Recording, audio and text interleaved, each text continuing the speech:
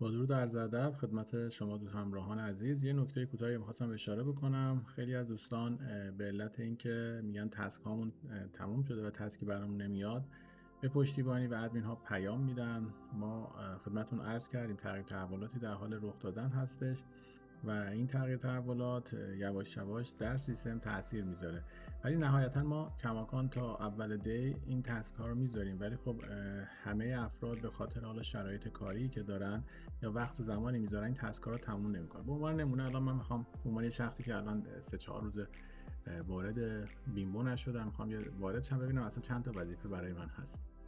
شما وقتی وارد میشین نگاه بکنین الان این 71 وظیفه است. این 71 وظیفه هر کدومش 10,000 تا شارت شده باشه، یعنی چیزی حدود 71,000 تسک انجام نشده موجوده. و برای تسک انجام نشده که موجود هسته شما باید به این قضیه دقت کنید. ببین الان مثلا ویدیو هست، اینا به صورت تناسب برای منتظر میشیم تمام افراد به حال به یک اوریجی برسن. این نیستش که فقط ویدیو شارژ نمیشه، این ویدیوهایی هستش که تموم نشده و الان این ویدیوها، این تعداد نزدیک 71,000 تسکی که هست افراد انجام ندادن. حالا کامنت هست، سابسکرایب هست، لایک هست و ویدیو و این منوال نیستش که شما فکر کنید تسکی شارژ نمیشه.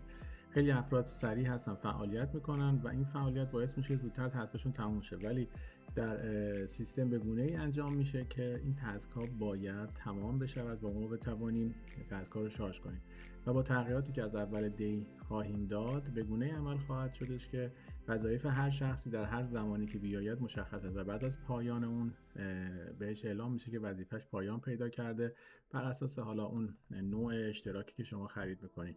ولی امروز خواستم این توضیح رو خدمتتون بدم که خیلی ها سوال انجام میدید که ببینید کماکان هست انجام نشده. یعنی این الان تسک هایی هستش که همراهان بیمبو کماکان انجام ندادن، حالا به خاطر که پنجشنبه است یا جمعه است.